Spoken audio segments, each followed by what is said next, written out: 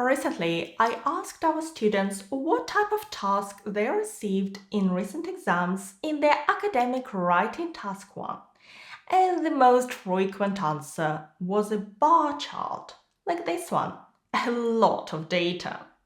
Today, I'll show you how to write a Band 8.5 answer step by step, how to meet real requirements examiners use, and we'll look at one thing most IELTS students ignore.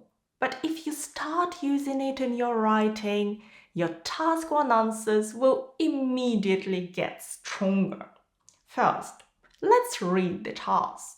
The chart below shows the percentage of the population living in urban areas in different regions. The task 1 instruction, as always, tells us to summarize the information by selecting the main features and make comparisons where necessary. We have data on world averages and 6 regions, covering 3 time periods, 2 in the past, although 2020 is the most recent set of data you can get, so some people see it as present, and 1 in the future. This task demands more data analysis than most students realize. And that's why, quite often, it's task 1 that drags the writing score down, not task 2. So let me show you the real requirements examiners use from IELTS band descriptors, and how to write an answer that will meet all of them one by one. One of the first requirements examiners use to assess your tasks is this. Your answer presents a clear overview. The data are appropriately categorized. The main trends or differences are identified. So, what are the main trends on our chart? Let's have a look together. I see one big trend. Do you? Urban rates in most of the regions are going up. Oceania is the only exception because it went down a little bit, but generally it's pretty flat. Remember, we need to present a clear overview. So this big trend is what I'm putting there. Apart from trends, you also need to make sure that information and ideas are logically organized and there is a clear progression. So we need 2 or sometimes 3 body paragraphs where we describe the data. And you need to organize the data in your body paragraphs logically. How would you do that? There are different ways. Here is mine. Feel free to comment on yours in the comments. The percentages in Africa and Asia are lower and not too far from the world, so I'm putting them together. Europe, Latin America, and North America are much higher, so that's my second group. What about Oceania?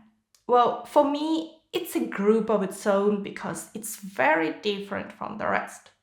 So I'm putting it in a separate paragraph. And this leads us to the following structure. The opening paragraph serves as an introduction and giving an overview of the answer, of the content, and the 3 body paragraphs. We don't need a conclusion in this task, so save your time. Let's go to our opening paragraph and check how well it scores on our first criterion, task achievement. All we usually need is 2 sentences. The first describes what we see. We can simply paraphrase the task. Let's compare the 2. So the task says, the chart below shows the percentage. It becomes, the chart illustrates. The percentage of the population living in urban areas becomes the rates of urbanization. In the world and in different regions, worldwide and across 6 regions. You'll be probably short of time in task 1, so it's important to save words. Here, for example, we don't need to give a list of regions. And then, finally, in 1975 and in 2020 with a forecast for 2050. The second sentence gives the overview. Without an overview, you have no chance of a high band score in task achievement. My idea was to give a general interpretation of the data, pointing out to our big trend. Overall, this is a typical opener. A marked trend towards high urbanization can be seen almost universally across the globe, although variations in levels and rates are evident. In short, we see that more and more people live in cities in all the regions apart from Oceania, and that's why we say almost universally. Now, the body paragraphs where we describe the trends and present the key features or the most important numbers. Here is the first. After our overview, it seems logical to begin with the world rates. From 1975 to 2020, global urbanization increased from under 40% to 56% and is expected to exceed two-thirds or 66% by 2050. Now, let's move to our regions and the beginning of the period. This rise has been primarily driven by Asia and Africa, which recorded the lowest urban populations of around a quarter in 1975. The next date. In 2020, the figures stood at 50 and 43% respectively. Respectively is a great word. It means in the same order as mentioned. So we know that Asia was at 50% and Africa at 43%. Next. By 2050, a further 15% increase is expected in these regions, which will still remain the least urbanized. There is one important thing this paragraph does. Although we're only describing Asia and Africa, we're also comparing them to other regions recorded the lowest urban populations and will still remain the least urbanized. So that tells us something about other regions even though we haven't mentioned them. Why is it important? Remember the task and make comparisons where relevant. Comparatives, the adjectives, the lowest or higher, are also part of your grammar score, and they will help you with this requirement to use a variety of complex structures. What other grammatical structures do we have? Well, verb tenses, for example. They're important because we're switching from changes that happened in the past, increased, stood, recorded, to present perfect to describe the situation up to now, has been driven, and changes predicted in the future, is expected, will remain. Notice how the passive voice is used. Is expected, has been driven. The latter, has been driven, is the present perfect passive. So if you use it, it will be quite impressive. We also have complex clauses, which recorded, which will still remain.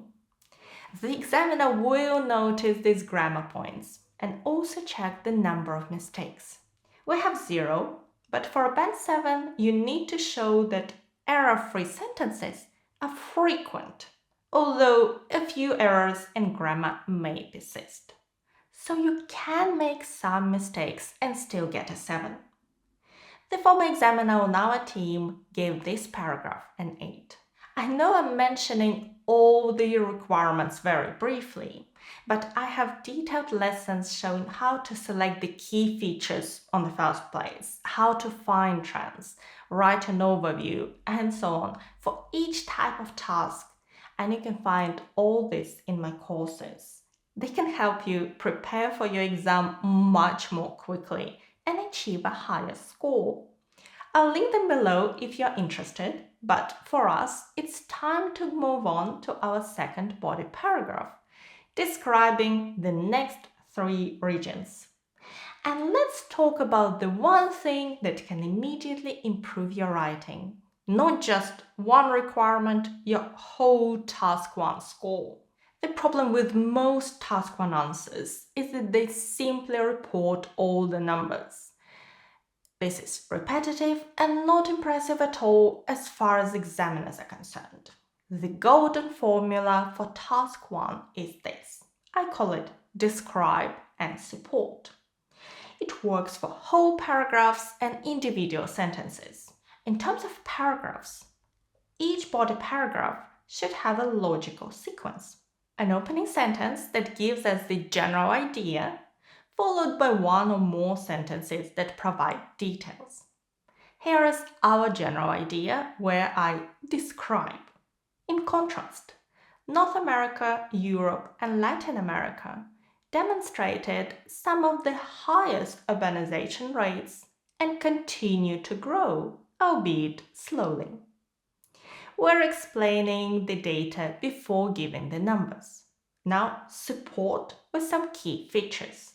In 1975, around 3/4 of people in North America and 2/3 in Europe lived in towns and cities, while by 2020, their urban populations had only gone up by approximately 10%.